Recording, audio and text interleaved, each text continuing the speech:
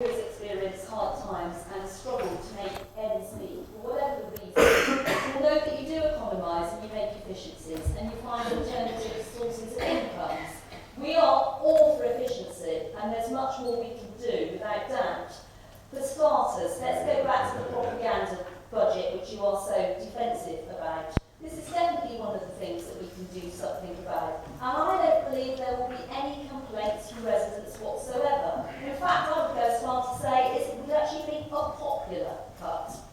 You know, various people who I know come to this borough quite often, people that are not particularly political, and they've commented to me in disbelief when they've been on the upstairs of a bus, seeing the smiling pictures of a number of you hanging from every lamppost. The lamppost, those very same lampposts that some of us can't get directional signs on to direct people to places in our ward because of the council's decluttering policy.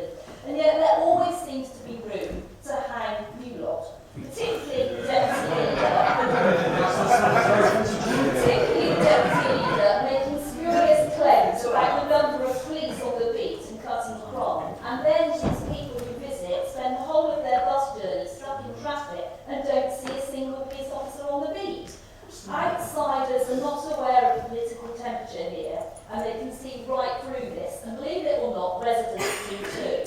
Residents also know that the publicity campaign over the hospital is a load of nonsense. So let's make this the big saving which we can safely do and all agree about. Big save.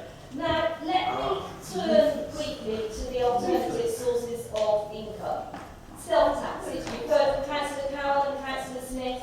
In this year, there's 159 stealth taxes, 64 new ones, and they now bring in 64.5 million a year, 26% more money than the council tax. This is not, there's not enough time to go through it all, but I just want to give you a flavour.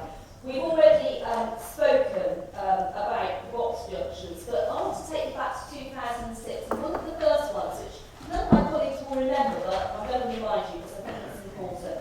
It didn't take very long for you to have to make an embarrassing U-turn on a decision taken by your then, not the current, Cabinet Member for Children's Services, who wrote to school governors, people who are volunteers, who volunteer their time for free, telling them they had to pay their own CRB checks. You did a very quick U-turn on that. Now, winding forward, here we are in 2014, and you're still making urgent U-turns, and this is probably the most despicable one, which you've already heard about.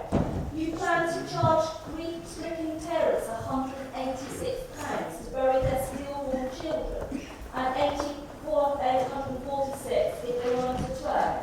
Clear evidence that this administration, to quote Oscar Wilde, knows the price of everything but the value of nothing.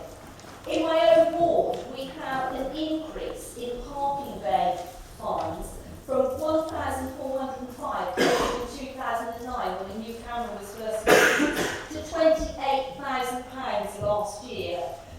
Our pensioner was hit by this at 7:30 on a Sunday evening. And all you can do is say, Hammersmith and Fulham say, smile, you're on candid camera, that's £60, thank you very much, and if you can't pay straight away, it doesn't. This is just one localised example. It can be found across the borough, and it's interesting to see how this has gone up, increasing the local ones since the money box got all the negative publicity for the borough. It's also interesting to note that there's £500,000 risk flagged up in this year's budget for using CCTV cameras for parking enforcement, which this government, your government, is alarmed at because you are raising too much money. So I think we should keep the council tax low. We're committed to do so, but we would not use any slight